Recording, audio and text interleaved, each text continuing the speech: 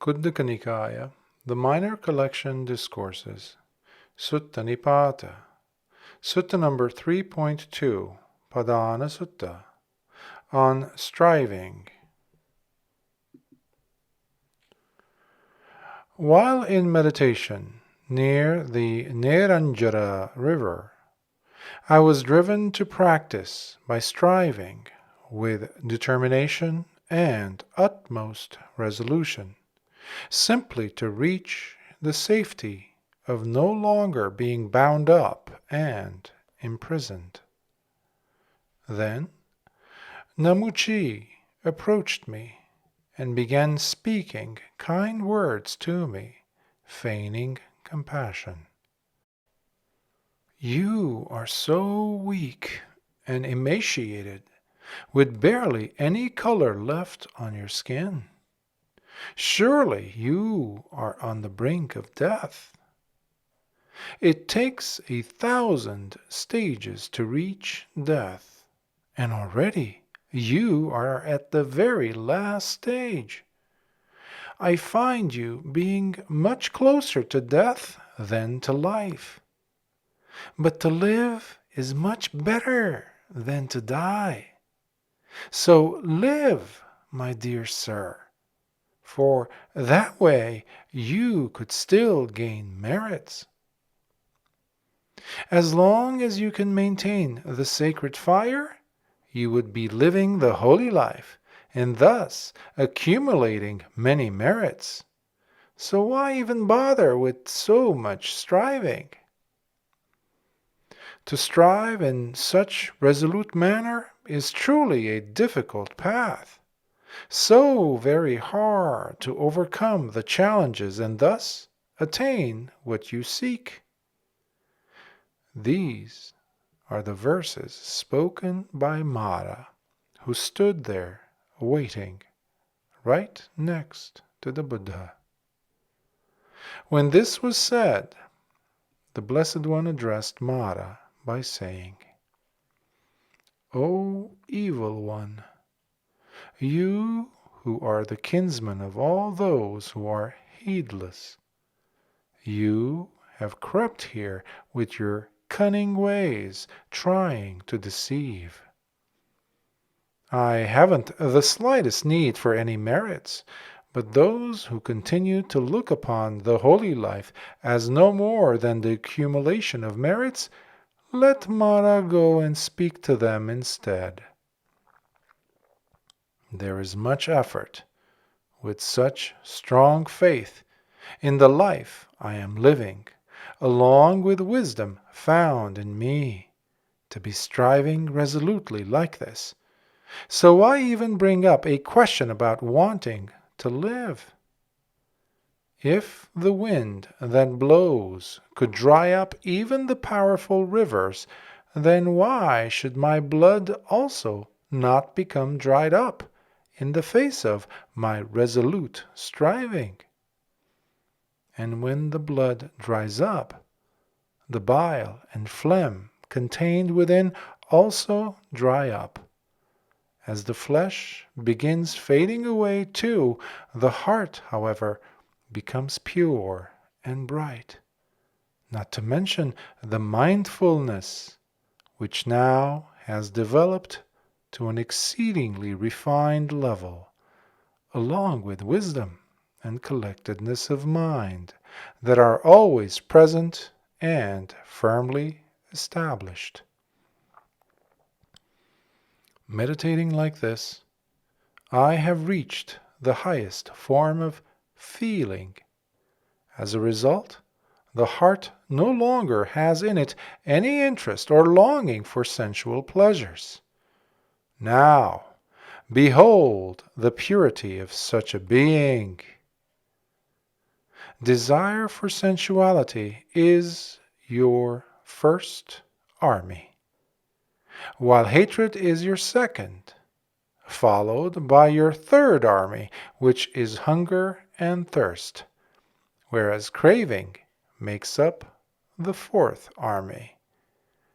Sleepiness and procrastination make up your fifth army, and fear happens to be your sixth, followed by your seventh army, which is skeptical doubt.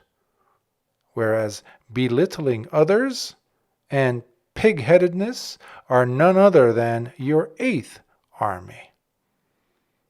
Profiting and gaining fame, or obtaining honor and renown through wrong means and falsehood, while praising oneself and disparaging others, all these are your armies too, Namuchi, for they're always at your service, Kanha, their dark lord. But whoever is not a true warrior cannot defeat or conquer them. Yet it is only by vanquishing them all that true happiness could be attained. So, I will push through my austerities and continue wearing the munja grass, and if necessary, let even death come. For I'd rather die in battle than allow myself to be defeated against your armies. I will not give up, like some other recluses and Brahmins who get gobbled up without ever being seen or heard of again. For they do not know nor understand the path that is taken by those living the holy life. Witnessing Mara approach at the head of his vast army, mounted on his elephant, charging at me in full force, as I too march forward unflinchingly to meet them all in battle, for there can never be any retreat for me. There is no deterring or budging me from my position. Even though the world, with its armies of devas and humans, does not have a chance of going against you, let alone vanquishing you, yet, standing here, I will break your entire armies with wisdom. Much like an unfired clay pot is smashed into bits with a rock. With mindfulness well established, I masterfully take control of my thoughts. I will wander from region to region, training a great number of disciples everywhere. And those disciples also will work diligently and with unshakable resolve, as they keep my teachings in their hearts, following them and remaining undeterred despite your best efforts, as they too, having gone beyond, will grieve no more. For 7 years, step by step, I followed closely behind the Blessed One. Yet no opportunities did I obtain to see some weakness or vulnerability in him, the ever-mindful Buddha. Just like a predatory bird that circles in the sky, looking for its prey, then spots a golden-hued stone, and imagining it to be a piece of tender, fatty meat, suddenly sweeps down to attack. It comes seeking gratification, desiring to grab itself a quick, sweet, and easy meal. But, not finding that satisfaction of a sweet and easy meal, the bird fled from there. And now, just like that crow that came attacking the stone, but only ended up leaving despondently, I too find myself leaving Gautama alone, utterly dejected. And right at that moment, the string instrument fell from the waist belt of that grief-stricken being, that Yakka who fled and vanished from the scene, completely upset and displeased. Sadhu, sadhu, sadhu.